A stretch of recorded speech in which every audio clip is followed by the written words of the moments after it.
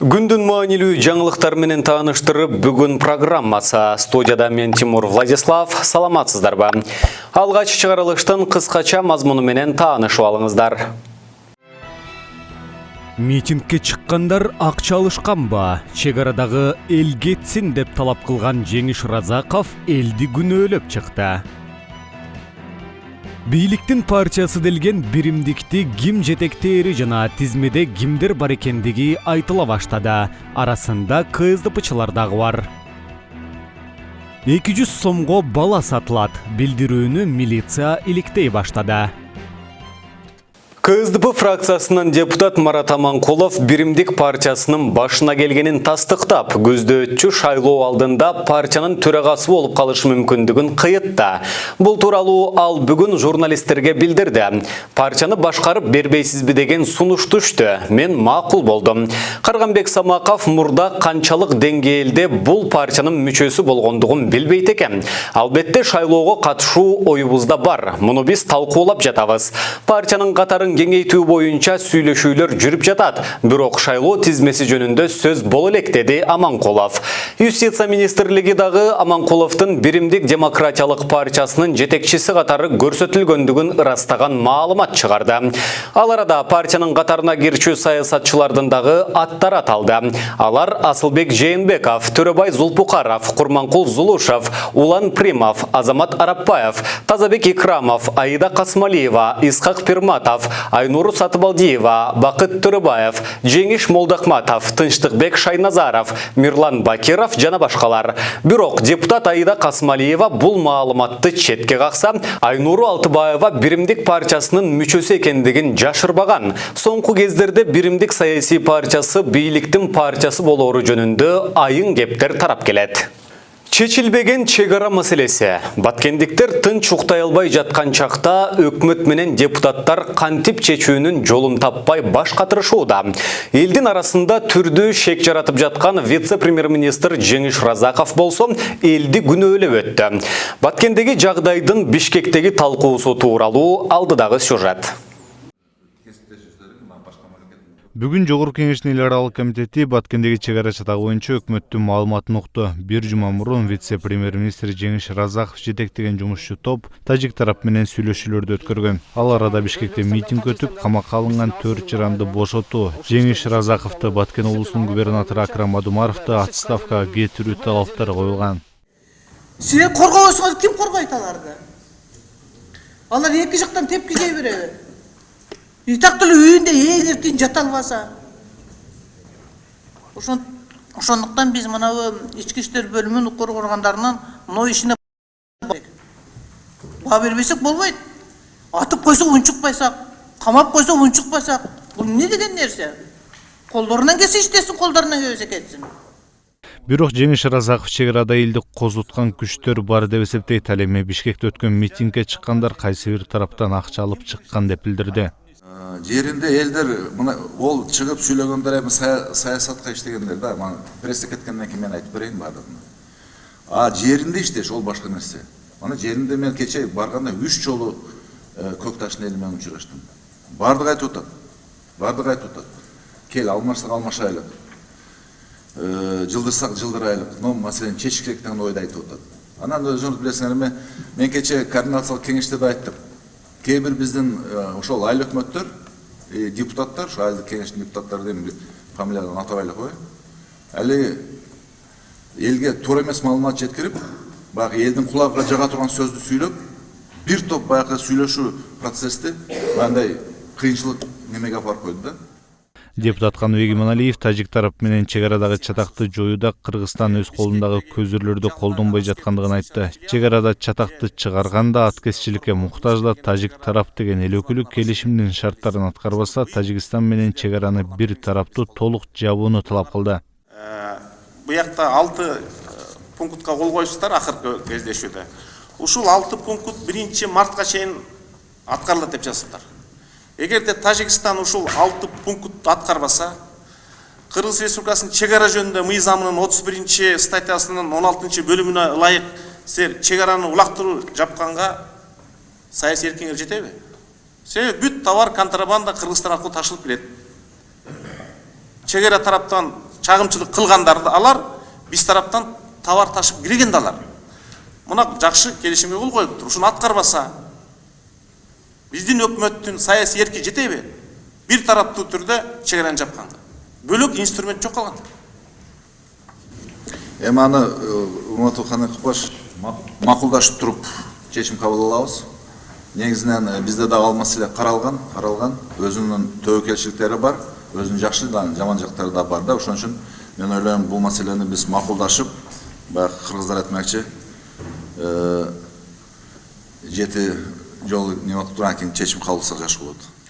Тармактык комитетте кыргыз-тажик чегарасындагы аткезчилик маселеси дагы көтөрүлдү. Чегара кызматынын башчысы чегара такталбагандыктан жана калк өтө жыш жайгашкандыктан аткезчиликти көзөмөлдөө мүмкүн болбой жаткандыгын айтты. Баткенде 9 километр жолдо 29 май куюучу жай, дүкөндөр жайгашкандыгын, ал жактан кыргызы да тажиги да соода сатык жасаарын билдирди. Чегаранын такталбаганын негизинен жана элдердин жыш жайгашкан негизинде андай кепилдикти эч ким бере албайт. Эмне дегенде ошол эле 9 километр жолдо жаңы жер айлы өкмөтүндө арка 1, арка 2 борбордук айылдарында 29 заправка турат. Ошо 29 заправкадан мыйзамдуу эле куюп кетип атат. Ошол ГСМдин барганда баягы машиналар менен өтпөстөн ошол жактан заправка болуп атканы эсепке алынып атат. Жана ошондо эле ошол жолдун жээгинде эле магазиндер бар. Соода сатык менен эл айлектенип атат. Ошол жактан да груздар кетип атат. Ошол маселени айтылып аткан ушу мүмкүн. Баткен облусунун жашоочулары Кыргызстандын чегарачылары деген депутат Каныбек Иманалиев Баткен облусуна жакшы көңүл бурууну жана аскер окуу жайларын ачууну сунуштады. Кыргызстандагы эң мыкты чегарачы бул Баткендин эли. Биз ошого рахмат айтышыбыз керек да. Биздеги чегара чыр-чатагы 90% Баткен облусунун территориясында болот. Ошону эске алып, Баткен шаарындагы бир профтех училищенин базасында же Айдаркенде имараттар көп. Бизде чегара лицейин ачышыбыз керек. Же Бишкектеги жалдагы аскердик училищенин филиалын, же түстөн түз коргоо министрлигине чегара кызматына баш ийген чегара лицейин. Ошону быйыл сиздер долбоорун алып келиңиздер, биз колдоп берели. Бөлөк арга жок. Баткенде чегарачы болуу, чегараны коргоо бул сыймык болуш керек. Биз ошол элге рахмат айтышыбыз керек. Ошол элдин балдары ошол жакта лицейде окуп, кийин Россиянын жогорку окуу жайларында Кыргызстан менен келишим түзүшкөн, Бишкектин окуу жайларында окуп, ошол жакта офицер катары өмүр бою чегаралык кызматка биз кадрлар даярдашыбыз керек.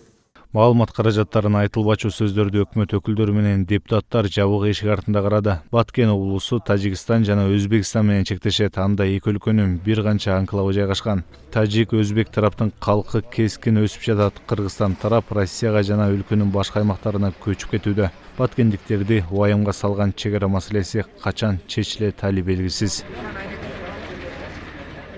Бүгүн түркиялык ишкер Айыркен Саймаитинин өлүмүнүн чоо жайын иликтөө боюнча түзүлгөн парламенттик комиссиянын биринчи жыйыны болду. Жыйында Улуттук банктын төрагасы Толкунбек Абдыголов жана финансылык чалгын кызматынын төрагасы Гүлемжан Анарбаев маалымат беришти. Улуттук банктын жетекчисинин айтымында 2012 жылдан 2018 жылга чейин финансылык чалгындоо кызматына жана финполицияга шек жараткан банктык операциялар тууралуу 16 ирет маалымат берилди. Саймаити менен Абдырас фирмасы көрсөтүлгөн маалымат 14-үндө болгондугун Абдыголов ырастады.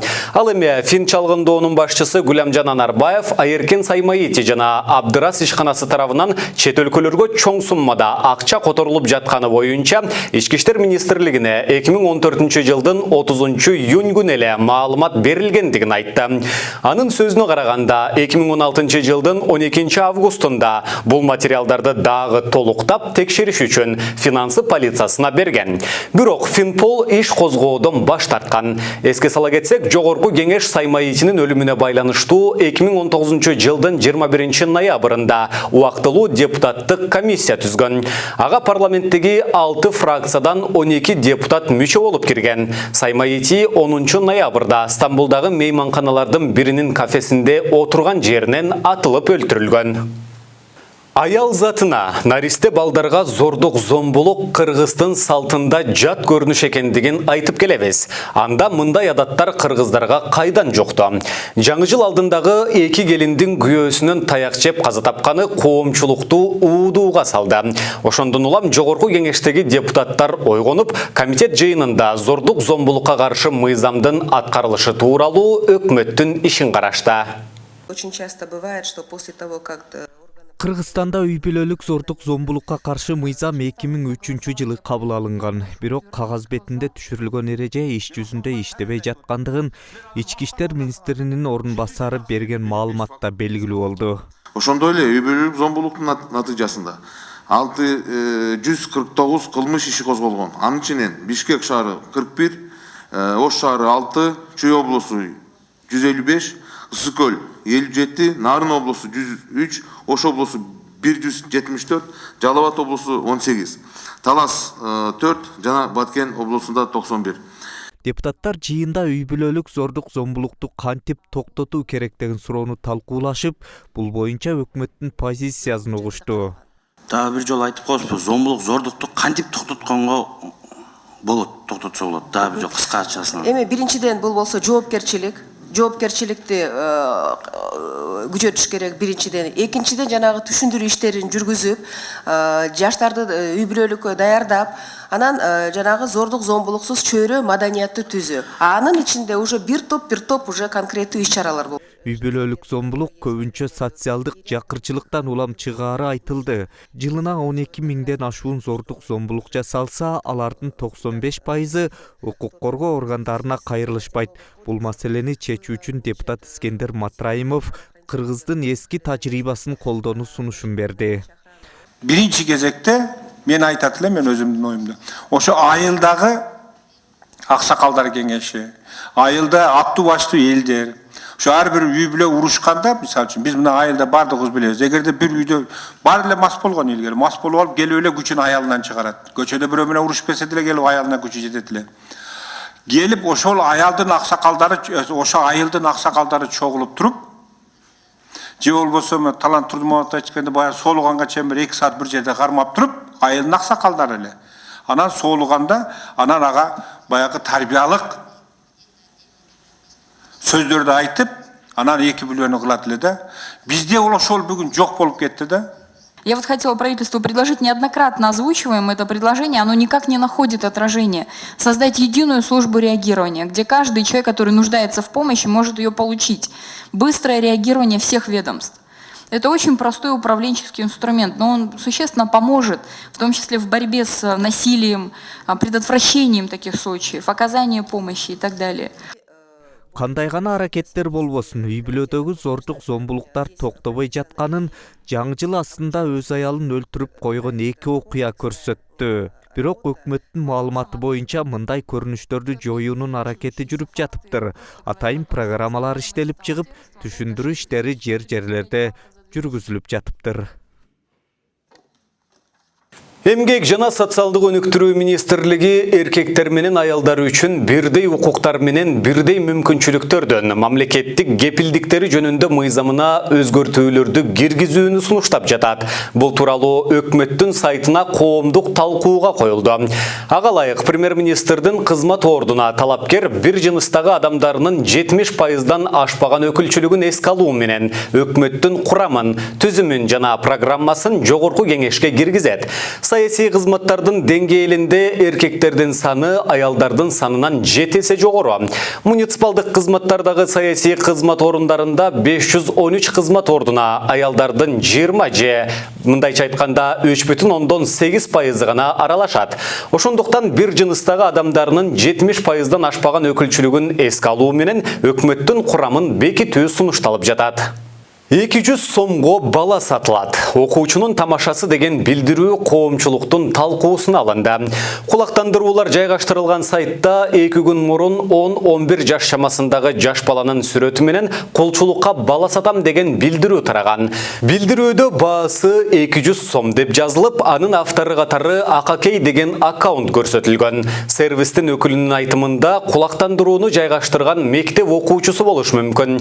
Сервистин өкүлдөрү автор менен байланышууга аракет кылышкан. Кийинчерээк билдирүү сервистен алынган. Милиция факты боюнча териштирүү иштерин баштагандыгын маалымдады. Сокулукта бус менен жеңил унаа бетме-бет кагышты. Кырсыктын кесепетинен 3 адам каза болгонун Чүй облустук милициясынын жол кыймылынын коопсуздугун камсыздоо башкы башкармалыгынан билдиришти. Маалыматка ылайык, жол кырсыгы бүгүн таңкы саат 7:30 чамасында Бишкек-Ош унаа жолунун Сокулук айылына жакын жерде болгон. Анда Honda Accord унаасы жолдун карама-каршы тилкесине чыгып, Бишкек Карабалта багыты боюнча бара жаткан Mercedes-Benz Sprinter кичи автобусу менен кагылышып, 3 адам мерт болгон. Мындан тышкары 7 адам жабыркап Сокулук ооруканасына жеткирилген. Кошуна Өзбекстан өлкөсүнүн жаңылыктарынан. Президент Шавкат Мирзиёев Олий Мажлиси жыйынында Өзбекстан Евразиялык экономикалык биримдигине кирбей турган салды. Президенттин айтымында Казакстанда жана Россияда көптөгөн өзбекстандык жарандар иштейт. Ал эми Өзбекстан ЭАЭПтин байкоочусу гана болот. Мирзиёев байкоочу бул мүчө дегендик эместигин белгиледи. Биз байкоочу катары Союздун кандай кемчилик, артыкчылыктары бар экендигин карайбыз. Кандай кадамга барбайлы дайыма элдин кызыкчылыгын эске алабыз деди ал. Ошондой эле Өзбекстан 2 миллиард долларга жашылча жемиштерди өндүрүүнү көздөп жаткандыгын кошумчалады Мирзиёев. Ал эми Белоруссияда жагымсыз жаңылык. Мугалимди мууздаган 2 тууган балдар атууга кетти. Могилев облусунун соту райондук борбордун тургундары 21 жаштагы Иля менен 19 жаштагы Станислав Костевтерге мугалим болуп иштеген Наталья Кострицаны өлтүргөндөр үчүн өлүм жазасына тарткан өкүм чыгарды. Бул чуулгандуу кылмыш ишин өлкө президенти Александр Лукашенко жеке көзөмөлүнө алган. Бир туугандар кылган кылмышын 2019 жылдын апрелинде Чериков айылынын четиндеги үйдө болгон. Үй өрттөнгөндөн кийин 47 жаштагы аялдын жансыз денесин табышкан. Анын денеси бычак менен тытмалангандыгы аныкталган. Каза болгон аял мугалим Наталья Кострица эле көп өтпөй коңшу жашаган Иля менен Станислав кармалган. 10 апрелде балдар ичишип аялдын үйүнө барып, аны мууздап өлтүрүшкөн. Кийин кылмыштын изин жашыруу үчүн үйгө өрт коюшкан. Айыпталгандар күнөөлөрүн мойнуна алышкан. Белгилей Беларусь өлүм жазасы бар Европадагы жалгыз өлкө. Атыла турган күндө жерин соттолгондордун туугандарына билдиришпейт. Мына ушуну менен бүгүнкү чыгарылышыбыз соңуна чыгат. Алдыда эртеңки күнгө карата аба ырайы тууралуу маалымат менен таанышып алыңыздар. Кийинки эфирлерден амандашканча сак саламатта туруңуздар. Аба ырайы көрсөтүүсүнүн башкы демөөрчүсү Белоп ачык акционердик коому. Кир жуугуч айналар бардык кардарлар үчүн дүң баада. Дареге Бишкек шаары Матыев көчөсү 89. Байланыш телефондору 0509 95 04 20 0702 06 83 20.